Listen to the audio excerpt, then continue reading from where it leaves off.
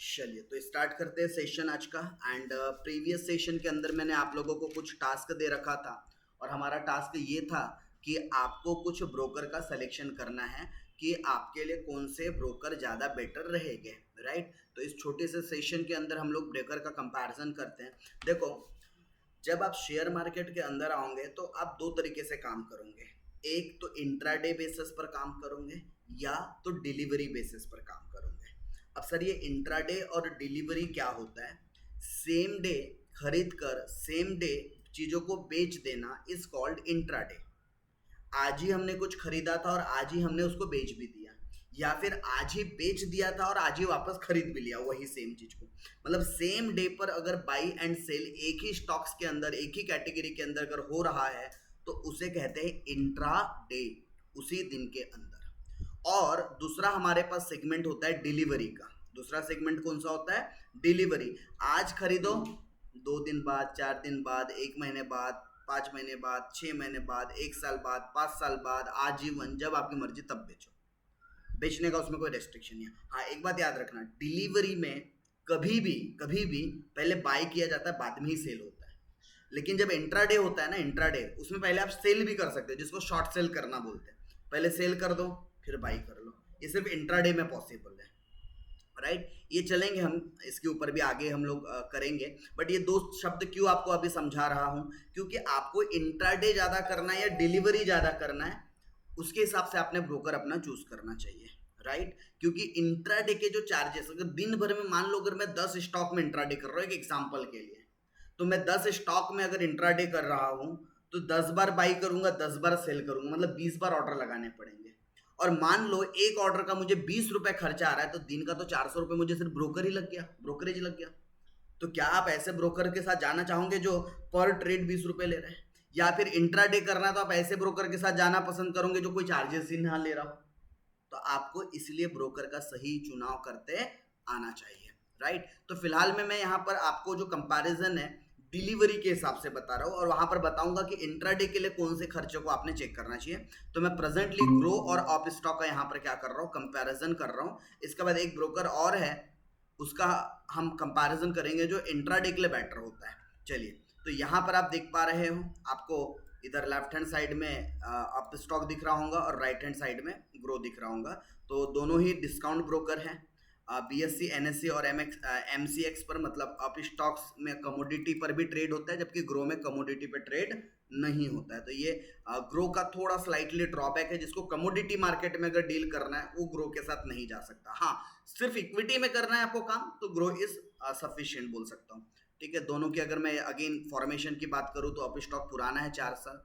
Number of branches की बात करूँ तो अप स्टॉक्स के ऑफलाइन ब्रांचेस है, जबकि ग्रो पूरा का पूरा ऑनलाइन वे में काम कर रहा है। राइट, अब आ जाते हैं हमारे इंपॉर्टेंट मुद्दे पर, एएमसी या चार्जेस। वैसे तो दोनों का अकाउंट ओपनिंग चार्जेस फ्री है, दोनों का एएमसी भी फ्री है, दोनों का डीमेट अकाउंट चार्जेस भी फ्री है। हाँ, लेकिन जो डीमेट अकाउंट मेंटेनेंस चार्जेस है ग्रो में फ्री है और अप स्टॉक में 150 रुपए उसके एएमसी है। एएमसी मतलब एनुअल मेंटेनेंस चार्जेस। तो चलो, इस बैटल में अगर देखा जाए तो ग्रो ज़्यादा बेटर है। एक बिगिनर के लिए एएमसी जिसको नहीं लगाना है उसके लिए ग्रो बेटर है। तो ये बैटल कौन विन करता है? ग्रो। एक बिगिनर के लिए ग्रो, देखो मैं वर्ड यूज कर रहा हूँ, एक बिगिनर के लिए ग्रो ज़्यादा बेटर है क्योंकि उसका यूजर इंटरफेस भी आसान है। राइट, उसको समझना, उसके एप्लीकेशन को समझना भी उतना कॉम्प्लिकेटेड नहीं है। तो एक बिगिनर के लिए ग्रो इसलिए ज़रूरी है क्योंकि ट्रेड करे ना करे भैया उसको एएमसी तो देना नहीं है, लेकिन अप स्टॉक में तो एएमसी देना है। राइट, चलिए अब ब्रोकरेज की भी बात कर लेते हैं। तो ब्रोकरेज में फिक्स चार्जेस तो दोनों के भी नहीं है, लेकिन जब ये देखो यहाँ से आपको देखना है, हेलो इधर ध्यान देना, इक्विटी डिलीवरी, जिनको डिलीवरी सेगमेंट में काम करना है, जिनको आज खरीद लो आराम से बेचेंगे वाला हिसाब है, उनको इक्विटी डिलीवरी के चार्जेस देखना चाहिए कहाँ कम पड़ रहे हैं। 20 रुपीज पर एग्जीक्यूटेड ऑर्डर और 2.5% विच एवर इज लो, जबकि यहाँ पर 20 रुपीज पर ऑर्डर और 0.05 percent which ever is low. तो भैया काफी हद तक अगर मैं बोलूँ तो ग्रो में ब्रोकरेज कम है, किसके मुकाबले? Up stock. अप स्टॉक में ज्यादा है। अगर 2.5% भी ले रहे हो और ये भी कंपेयर कर रहे हो तो ग्रो ज्यादा बेटर है। राइट, अच्छा इंट्राडे की अगर बात करूँ तो इंट्राडे के लिए तो दोनों सेम है, दोनों का खर्चा इंट्राडे में सेम है। तो इंट्राडे में ग्रो में जाओ या अप स्टॉक में जाओ कोई फर्क नहीं पड़ता। अच्छा, फ्यूचर्स के लिए, तो फ्यूचर्स के लिए आई थिंक सो अगर आप कम वैल्यू के फ्यूचर्स अगर करते हो तो अप स्टॉक ज़्यादा बेटर है, क्योंकि 0.05% चार्ज करता है अगर कम अमाउंट से आप ट्रेड कर रहे हो तो, राइट। अच्छा, ज़्यादा से भी कर रहे हो तो भी तो मैक्सिमम बीसी लेगा ना, उससे ज़्यादा तो लेगा नहीं। तो इस बैटल में अगर आप फ्यूचर्स, जो कि जनरली बिगिनर कभी फ्यूचर्स पे डायरेक्टली जंप नहीं करता, उसके लिए फंड भी रिक्वायर्ड होता है, तो उसके लिए आपको एक्सपीरियंस और समय देना पड़ता है, राइट। अच्छा, ऑप्शंस की बात करते हैं तो ये भी फ्लैट दोनों के लिए सेम है, करेक्ट। और करेंसी जनरली इधर ग्रो में अवेलेबल ही नहीं है, और इधर सब में 20 रुपीज़ 20 रुपीज़ 20 रुपीज़ फ्लैट चल रहा है। मतलब अगर आप लोगों को कमोडिटी, करेंसीज, इक्विटीज, ये सारे सेगमेंट में काम कर रहा था, अप स्टॉक ज़्यादा बेटर है। लेकिन आप एक बिगिनर हो और आपको जस्ट शेयर मार्केट का आपको स्टार्ट करना है, तो इनिशियल स्टेज पर ग्रो आपके लिए ज़्यादा सही रहेगा, राइट। चलिए आगे और खर्चों की बात करते हैं। जैसे कि अप स्टॉक्स मिनिमम ब्रोकरेज कितना लगाता है, 0.05%, जबकि इनका भी 20 रुपये या 0 पर एग्जीक्यूटेड ऑर्डर, राइट। दोनों में से जो भी लोअर होगा वो चार्ज करता है। और ऑटो स्क्वायर ऑफ करने के 50 रुपये चार्ज करता है, जबकि यहाँ पर भी फिजिकल कॉन्ट्रैक्ट नोट के 20 रुपये प्लस कोरियर चार्जेस प्लस, मतलब ऐसे करके टोटल 70 रुपये इनके जाते हैं। तो यहाँ पर ग्रो स्लाइटली महंगा हो जाता है, करेक्ट। तो यहाँ पर ग्रो ऑटो स्क्वायर ऑफ के चार्जेस में ग्रो हिडन चार्जेस जो बोलते हैं ना, तो ग्रो पता है क्या, छुप छुप के चार्जेस लेता है। यस, स्क्वायर ऑफ के चार्जेस लेता है वो। ओके, उसके अलावा सर ये स्क्वायर ऑफ का मतलब क्या होता है? स्क्वायर ऑफ मतलब होता है खत्म कर देना कोई चीज को, स्क्वायर ऑफ कर देना, खत्म कर देना किसी चीज को। जैसे मैंने कोई चीज बाई करके रखी थी, वो खत्म कैसे होंगी? सेल करके। मैंने 10 क्वांटिटी बाई किया था तो मेरे पास 10 क्वांटिटी आ गई है, अब उसको स्क्वायर ऑफ करना है तो क्या करना पड़ेगा? वो 10 क्वांटिटी को सेल करना पड़ेगा, तो स्क्वायर ऑफ हो जाएगा। अच्छा, मैंने पहले कोई चीज सेल करके रखी थी, 10 क्वांटिटी पहले सेल करके रखी थी, बाद में बाई कर ली, वही 10 क्वांटिटी, स्क्वायर ऑफ हो गया। तो स्क्वायर ऑफ का मतलब होता है आपके डीमेट अकाउंट में जो पोजीशन है वो 0 हो जानी चाहिए, उसको स्क्वायर ऑफ कहते हैं। अच्छा, ट्रांजेक्शन चार्जेस लगभग लगभग सिमिलर रहते हैं अगर आप देखोगे, क्योंकि ये गवर्नमेंट के चार्जेस रहते हैं सारे के सारे, तो मोस्टली आपको सिमिलर ही देखने को मिलेंगे। सेम है, सेम है, ऑलमोस्ट सेम है। यस, यहाँ भी सेम है। करेंसी तो यहाँ है ही नहीं, तो यहाँ चार्जेस की भी बात नहीं होती। उसके अलावा कमोडिटी इधर है नहीं तो बात नहीं होती, right. Otherwise transaction charges same है, क्योंकि गवर्नमेंट की फीस होते हैं, गवर्नमेंट के चार्जेस होते हैं, करेक्ट। उसके अलावा मार्जिन की बात करते हैं। अब सुनिए, जिनको मार्जिन प्रीवियस सेशन में नहीं समझ में आया था, फिर से मैं एक बार रिपीट कर दूं। मार्जिन मतलब मेरे पास एक एग्जाम्पल के लिए 2,000 रुपये है, लेकिन मेरे को 20,000 का ट्रेड करना है, तो क्या पॉसिबल है? क्या क्या पॉसिबल है? मेरे जेब में 2,000 रुपये है और मुझे 20,000 का सामान खरीदना है, तो क्या मैं खरीद सकता हूँ क्या? जवाब है इसका हाँ, खरीद सकते हैं। लेकिन उसके लिए क्या इस्तेमाल करना पड़ेगा? मार्जिन। मतलब जो हमारा ब्रोकर है वो हमें क्या करता है? लिवरेज देता है, उधार पैसे देता है। लो भैया, मैं फिलहाल मैं आपको टेम्पररी उधार पैसे दे रहा हूँ, आप ट्रेड वगैरह ले लीजिए, इससे आप शेयर वगैरह खरीद लीजिए, बेच लीजिए, जो करना है कर लीजिए। तो मार्जिन कहाँ ज़्यादा मिल रहा है? तो लगभग दोनों जगह की अगर मैं बात करूँ तो मार्जिन दोनों जगह ऑलमोस्ट सेम ही है, तो मार्जिन से भी कोई फर्क नहीं पड़ा। तो अगर मैं ओवरऑल इस अप स्टॉक्स और इसके बैटल को अगर मैं काउंट करूं, तो बिगिनर के लिए मैं ग्रो सजेस्ट करूंगा। लेकिन अगर आप बिगिनर के बियॉन्ड हो और आपके नंबर ऑफ ट्रेड्स वगैरह थोड़े ज़्यादा हो रहे, आप धीरे से कमोडिटीज़ या करेंसीज में भी ट्रेड करना चाहते हैं, तो ग्रो रिकमेंडेबल नहीं है। फिर आप अप स्टॉक, इन दोनों में अप स्टॉक के साथ जा सकते हो। चलो, यस, ग्रो के अंदर कुछ कुछ हिडन चार्जेस होते हैं, राइट। चलिए, तो एक मैं इंट्राडे करने के लिए एक ब्रोकर आपको रिकमेंड कर रहा हूं, और वो है आपका Kotak neo, Kotak securities, right. Now Kotak securities का मैं कंपैरिजन किसके साथ कर रहा हूं? तो कोटक सिक्योरिटी का मैं कंपैरिजन, शून्य करके दिख रहा है कि 000 नहीं दिख रहा है यहाँ पर, ठीक है। इसका कंपैरिजन हम कर लेते हैं एंजल वन के साथ, ठीक है। Kotak security is best for intraday, क्यों? चार्जेस ही नहीं लेता। चलो देख लेते हैं एक बार। ये तो सारे कंपैरिजन आपने करना चाहिए, राइट। जिनको प्रीवियस क्लासेस के अंदर उतनी क्लैरिटी नहीं आई थी, होप इस मेरे जो रिकॉलिंग सेशन है इसमें वो क्लैरिटी डेवलप्ड हो रही हो। तो एक बार मैं लास्ट कंपैरिजन आपके साथ कर रहा हूँ। देखो, सबसे पहला ही यहाँ पर आपको कोटक को फायदा मिल गया, किस बात का? फुल सर्विस ब्रोकर है। फुल सर्विस ब्रोकर मतलब ये आपको कॉल्स भी प्रोवाइड करता है कि सर मैडम आज ये शेयर खरीद लीजिए, ये बेच दीजिए, उसके लिए वो सर्विस एक्टिवेट करवाना पड़ता है, राइट। बीएससी, एनएससी, कमोडिटी, ये तो चलो एंजल वन भी प्रोवाइड करता है। 1994 लगभग लगभग ये 29 से 30 साल पुरानी कंपनी है, और लगभग लगभग ये भी आपकी 37, मतलब अगेन ओल्डेस्ट के मामले में एंजल वन ज़्यादा पुरानी कंपनी है, और नंबर ऑफ ब्रांचेस में भी एंजल वन क्या होती है, आगे रहती है। ओके, लेकिन बात आती है एएमसी की।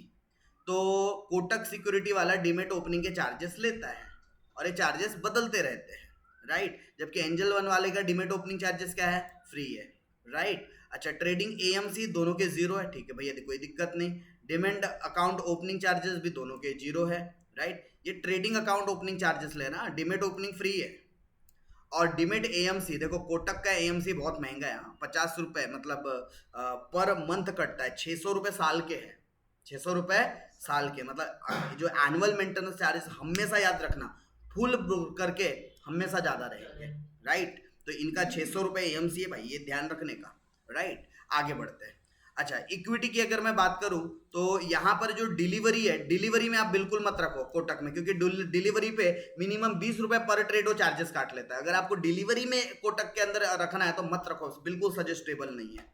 एंजल वन यस जा सकते हो, लेकिन कोटक का एकमात्र फायदा है, अगर आपको इंट्राडे करना है तो देख लो, यानी कि आप कोटक में इंट्राडे के लिए क्या कर सकते हो, अकाउंट ओपन कर सकते हो।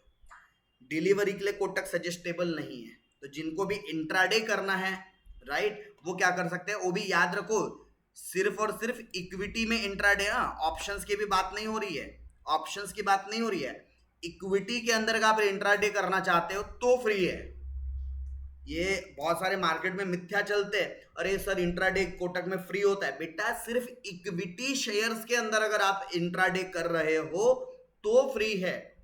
अगर आप ऑप्शंस वगैरह कर रहे हो, चाहे इंडेक्स में ऑप्शंस ट्रेडिंग करो चाहे इक्विटी में करो, वो फ्री नहीं है। अच्छा सॉरी, इंट्राडे सारे फ्री है ऑप्शंस के। ये देखिए यहाँ पर डिलीवरी में जाते हो तो 20 रुपीज लग रहे हैं, बाकी इंट्राडे फ्री है, इंट्राडे फ्री है, इंट्राडे फ्री है, इंट्राडे फ्री। मतलब इंट्राडे अगर आपको करना है तो कोटक इज बेस्ट ऑप्शन, क्योंकि कोटक में इंट्राडे के कोई भी, यस इक्विटी में करो, ऑप्शंस में करो, इंडेक्स में करो, इंट्राडे करो, चार्जेस नहीं लगेंगे ब्रोकरेज, जो बाकी जगह 20 रुपए लगेंगे, राइट। चलिए, सो कोटक सिक्योरिटीज की अगर मैं बात करूं, ट्रेड फ्री प्लान के अंदर अगर आप जाते हो तो इंट्राडे फ्री है, इंट्राडे फ्री है, इंट्राडे फ्री है। मतलब आपको अगर इंट्राडे करना है तो कोटक का दूसरा कोई सानिध्य, कोई दूसरा सब्सटीट्यूट नहीं है फॉर इंट्राडे। लेकिन अगर डिलीवरी के लिए जाना है तो भैया मैं कभी रिकमेंड नहीं करूंगा कि आप कोटक के साथ जाए, खर्चे भर भर के आप परेशान हो जाओगे। तो डिलीवरी में अगर आपको ट्रेड लेना है तो कोटक में डिलीवरी ना ले, उसके लिए आप एंजल वन में, जीरोधा में, अप स्टॉक्स में, ग्रो में आप इधर अपना डीमेट अकाउंट खुलवा ले। कोटक सिक्योरिटी एकमात्र काम के लिए है, वो है आपका इंट्राडे, राइट। चलिए आगे बढ़ते हैं। और उसके अलावा अगर मैं कोटक सिक्योरिटीज की बात करूं तो देखो, इसमें फिक्स चार्जेस लगते हैं, कितने, 499 रुपए वन टाइम। मतलब ये डीमेट अकाउंट ओपन करते समय लगभग लेता है, मतलब समझ लो आपको 1000 से 1100 रुपए डीमेट अकाउंट मेंटेन करना पड़ेगा अगर आप लोगों को कोटक में अकाउंट खोलना है। तो कोटक इंट्राडे में तो फ्री फैसिलिटी दे रहा है, लेकिन अलग अलग तरीके से वसूल कर भी ले रहा है वो, राइट। अच्छा देखो, इक्विटी डिलीवरी में 0.39% लेता है, जबकि यहाँ पर क्या है, 0, राइट। इंट्राडे में भी ये क्या कर रहा है, ब्रोकरेज ले रहा है, राइट, ब्रोकरेज ले रहा है। लेकिन ये कौन सा प्लान है, डीलर असिस्टेड प्लान। कभी भी कोटक में अकाउंट खोलोगे तो ध्यान रखना आपका प्लान ट्रेड फ्री प्लान होना चाहिए। कौन सा वाला प्लान होना चाहिए, ट्रेड फ्री प्लान होना चाहिए आपका, राइट। ये इनके अलग अलग प्लान के नाम है। अगर आप डीलर असिस्टेड प्लान में जाते हो तो फिर आपको फिक्स चार्जेस भी लगेंगे और ये सब ब्रोकरेज भी देने पड़ेंगे। इसमें क्या होता है, डीलर असिस्टेड प्लान में कोटक सिक्योरिटीज के जो डीलर्स होते हैं वो आपको असिस्ट करते हैं कि भैया ये शेयर खरीदो, ये बेचो, ये ऑर्डर लगाओ, ये भाव पे लगाओ। तो आपने अगर उनकी सेवा लेनी है तो आपने फिर ये प्लान लेना चाहिए जिसमें ब्रोकरेज लगता है। तो मैं तो रिकमेंड नहीं करता। आप अगर सीख रहे हो तो दूसरों के कहे, हाँ, अगर आपको दूसरों के अगर कहे मुताबिक अगर शेयर खरीदने और बेचने ही है तो आप क्लास कर ही क्यों रहे हो, आप सीख ही क्यों रहे हो, डायरेक्टली उन्हीं को पैसे देकर कर लो, राइट। आप सीख रहे हो तो आपका खुद का ओन डिसीजन होना चाहिए, किसी और के कहने पर आपने बाई और सेल वगैरह नहीं करना चाहिए, राइट। चलिए, यहाँ पर भी ऑटो स्क्वायर ऑफ के चार्जेस कटते हैं।